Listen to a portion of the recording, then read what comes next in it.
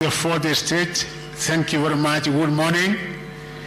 Thank you very much. This morning, I had an exceptional engagement with His Excellency the President of the Republic of Kenya, Dr. William Samoei Ruto, as a prelude to this event, during which I will be releasing the 2023 Kenya Certificate of Secondary Education Examination results.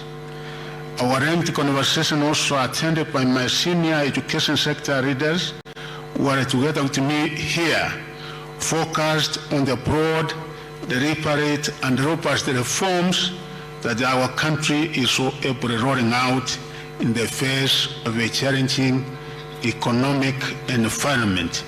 One of the discussions was on teacher employment, and my chairman is here. His Excellency made it clear that in the next financial year, we will again be employing another 20,000 more teachers. During our engagement, His Excellency President Ruto made it abundantly clear to us about the government's unwavering commitment and undivided attention to the provision of quality education to all Kenyan children, right from the ECD level to university. The President instructed us to ensure that there will be no Kenyan child who would be left behind in the enrollment to school, retention, transition, and progression until completion of the basic education level in line with our Constitution. Additionally, the President gave us firm instructions to particularly ensure that runners from all sets of households, especially those whose families are at the bottom of the economic pyramid, are financially supported to access all levels of learning in tandem with the government's bottom-up economic transformation agenda. The release of 31.34 billion to primary, junior, and secondary schools. To buttress the President's commitment, the provision of the free learning program in the primary school level and the free tuition learning program at the junior and the secondary school levels, the National Treasury released Kenya shillings that 1.34 billion to support learners enrolled in the subsector. These funds have effectively cleared the way for a smooth opening of schools for the first term of the 2024 calendar year countrywide as effective from today. This disbursement was distributed as follows: free primary education, 4.74 billion. Capitation for junior schools, 7.60 billion.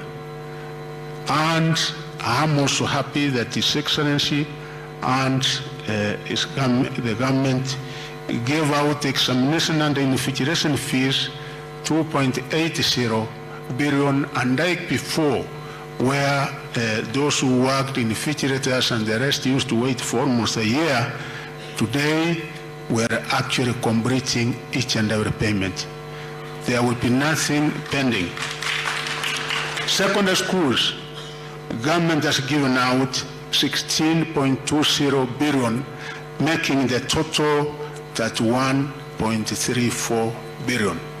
I did have an engagement that was last week on a Tuesday between my peers, the CS National Treasury and the PS National Treasury, and the money was released to us on Wednesday.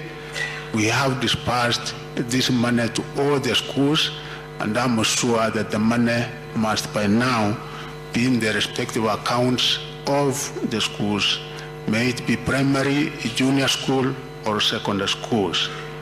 This year, our first cohort of the CPC will be transitioning to grade 8 and the junior school. Although we are also excited at this milestone, we are also aware that the cohort will be transitioning to grade 9 in 2025 and could be expected to pose a massive strain on our existing infrastructure. To preempt this crisis, the government is set to spend 12.8 billion to facilitate the construction of classrooms in the junior schools in conjunction with members of parliament. Through these funds, we expect to have 15,015 classrooms ready for use in junior schools for grade 9 next year. In line with the Presidential Working Party on Education Reform report, the Ministry of Education has rationalized the number of learning areas and the curriculum designs in terms of scope and integration of subjects within learning areas as a way of eliminating content overload and overlaps in the basic education. The Ministry has already issued instructions to schools to ensure that the implementation of these changes starts with effect from today in all schools hosting CPC runners.